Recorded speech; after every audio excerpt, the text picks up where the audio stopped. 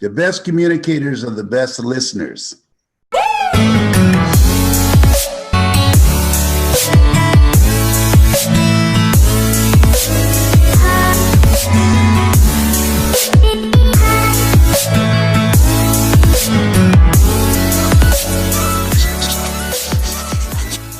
Recently, I was having a conversation with Les on the phone, and he said to me, one thing you say to speakers is that what you say is important, but what's in your heart is so much more important.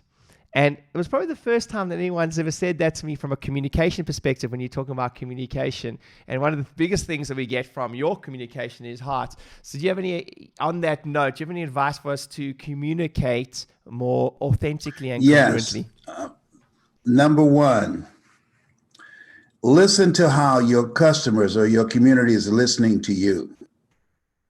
The best communicators are the best listeners. Listen to how people are listening to you. Number two, never let what you want to say get in the way of what your community wants to hear. I spoke in the Georgia Dome before these 80,000 people. When I came in, I assumed that the story that I told about my son, John Leslie, who just left the room, my beating him in Connect 4, would be the story that will stand out in people's mind. I learned a very good lesson.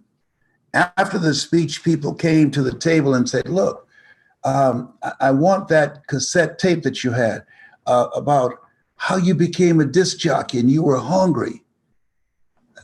You got to be kidding. No, but, well, it's on this one, but it says it's not over till you win. Okay, but that's not what I want. I want that one. It's like if you ever bought an album and you take it home and you heard for one song and then you heard something on the album that was better than the song that you heard and why you purchased it. And so people wanted the story about how I became a disc jockey. I said, whoa. So I learned something from that. I just started testing things. And so what I started doing is listening. I would tell a story and then I would listen to how the people or the person was listening to me. And if they responded, wow, that's a keeper. Based upon what that response is would determine what I would incorporate in the process of my communication with that person to persuade or to encourage them to see what I'm sharing with them that would be of value to them. But I would test it before I went out to the broader community to make it a major part of my presentation. So it's about listening, paying attention, asking strategic questions so that they would respond, and then I'll know how to align myself. Let me give you another good example. I spoke for Novartis Pharmaceutical. They brought me in to give a speech on you got to be hungry. And so I decided to stay around and to listen to the other presenters.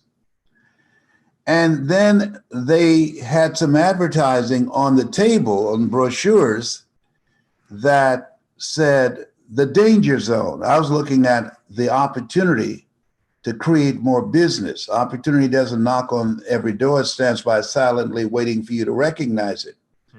So I asked the president of the company, I said, what does this danger zone mean? Oh, this is what we're doing is teaching doctors how to communicate with their patients and let them know if they don't take their hypertension medication, they can have a stroke or they can have a heart attack and die. I said, do you take hypertension medication? He said, yes. I said, why? He said, because I want to live. And then I asked, then why are you waging a campaign on fear? He said, whoa, that's true. He said, do you know how to train doctors? I said, absolutely. He said, I'll give you the contract. I did. Guess what I did? I went I called my doctor. I called a few other doctors that I had been communicating with. I'm overcoming fourth stage cancer, have been for 27 years. And I put together training. And they offered me how much they would pay me for it and asked me, would that be okay? Guess what they asked me? We'd like for you to speak in 35 cities. We can pay you $640,000. That's Monday through Thursday, 16 engagements. I said, you gotta be kidding. He said, okay, we can add another $20,000. I was saying you got to be kidding out of disbelief. I didn't want to say anything right away because I done spoken unknown tongues. Tie the yellow bow tie, tie the yellow bow tie. Oh my God. And he said, okay, $660,000. I said, all right. This is our first time expanding in this area with training.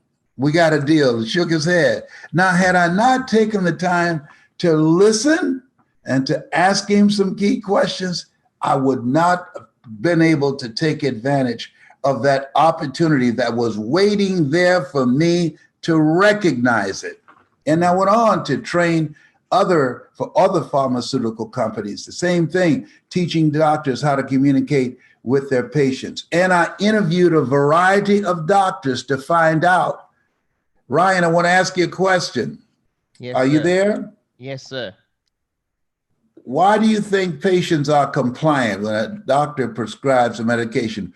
What is it about that experience that will cause that patient to say, I think I'm going to take the medication? What do you think it is? So the belief in the person that's providing the information, the belief in the way that the certainty with which they provide that information, more than anything, the belief. That's what I would guess. Yes, the belief, but also that they like the doctor. If they don't like the doctor, they're going to put that medication in the trash can or just be right there in the medicine cabinet. But the belief, if they like the doctor and the belief in that doctor, they will take their medication. So when I went around and interviewed all of these doctors and asked, do you know the patients that are compliant? And what is it? How do you know that? And based upon that information that I got from over 15 different doctors, I put together the training that allowed me to take advantage of that opportunity and went from here in the United States to speaking in Sweden and the UK and all across the country and out and around the world. So being a communicator, is very important that we listen to the listening of how we are communicating and what people respond to, and watching them, their body language, watching their eyes. And it's an interesting thing is that when you take the time to listen to them and respond, that they will share with you what's really on their minds. And you want to speak to that. Hey, thank you so much for watching this video. I really appreciate it. I hope it helps you grow your practice. My name is Rieder. I generate $7 million every single year from 8 practices, 10,000 new patients. Last year alone, I've been doing this for the last 10 years. And if you enjoy this video and you enjoy my content, I highly recommend you grab my book. I put everything that I've learned in the last 10 years and $7 million every single year, 10,000 new patients in the book. Grab the book, click on the link below, it's completely free of charge. All you do is pay for the shipping, we pay for the book. Enjoy the content, enjoy the rest of the videos, make sure you subscribe to my YouTube channel, and I hope that 2020 and your practice grows more than you ever could have imagined, and I hope that the book's part of that journey. See you soon.